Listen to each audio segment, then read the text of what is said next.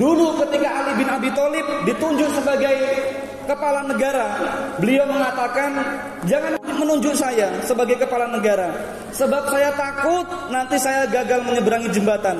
Sebab siapapun yang melewati jembatan itu dan dulu pernah memimpin level apa saja dan tidak beres di dalam kepemimpinannya, maka jembatan itu akan digoyang lebih keras. Sudah licin digoyang lebih keras, dan kemudian dia terjatuh ke dalam neraka itu dan tidak mungkin bisa melanjutkan ke surga. Jamaah sekalian, tahun ini adalah tahun politik. Silakan berkompetisi untuk bisa menjadi wakil rakyat, silakan. Sebab kita butuh wakil-wakil rakyat yang soleh, yang santri.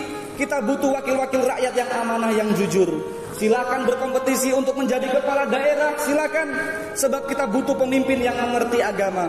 Tapi hati-hati, siapapun yang menjadi pemimpin lalu tidak sungguh-sungguh, tidak berpikir bagaimana mensejahterakan orang banyak, tapi yang dipikir itu untuk mensejahterakan dirinya sendiri dan keluarganya, maka awas, kata Sayyidina Ali, ketika melewati jembatan itu akan digoyang sekeras-kerasnya dan akan sulit bisa selamat sampai di surga.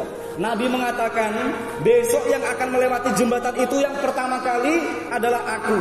Ketika Rasulullah menyeberangi jembatan itu, apa yang diucapkan oleh Nabi?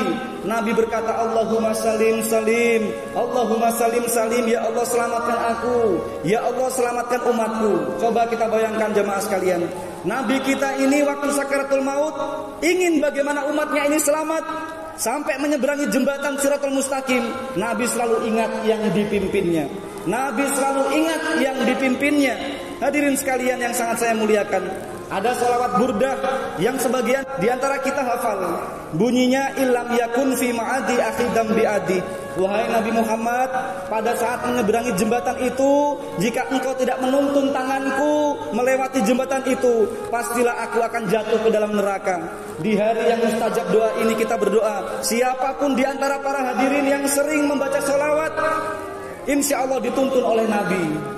Kita berdoa, kita semua yang beribadah, yang banyak bersedekah demi mentaati perintah Nabi, semoga besok tidak jatuh ke dalam neraka ketika melewati itu.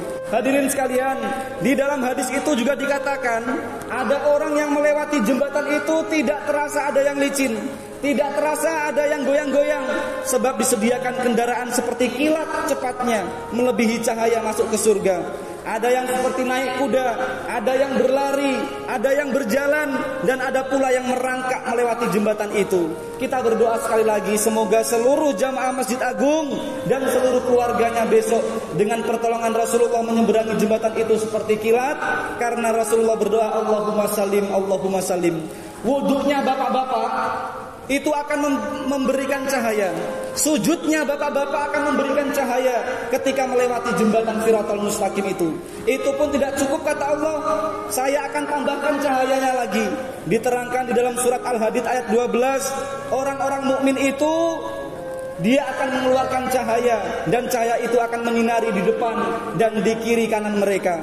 Para jemaah sekalian, Hatim Al-Ansor, beliau ulama besar, beliau mengatakan karena Shiratal Mustaqim itu begitu mengerikan, maka setiap kamu sholat, bayangkanlah bahwa kakimu itu sedang melewati jembatan itu. Setiap kamu sholat, bayangkan bahwa kakimu sedang di atas jembatan itu.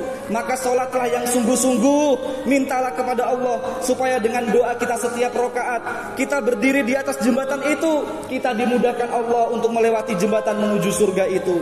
Tidak cukup itu, kata Hatim Al-Ansor, bayangkan kakimu di atas jembatan, lalu bayangkan pula di kanan kirimu ada surga dan neraka. Lalu bertanyalah, saya sebenarnya ini lebih pantas kemana? Ke surga atau ke neraka? Oleh karena itu jamaah sekalian, saya mengajak hadirin sekalian untuk merenungkan ayat yang saya baca di dalam surat Al-Hasr penutupannya. La yastawi ashabun nar wa ashabul jannah humul faizun.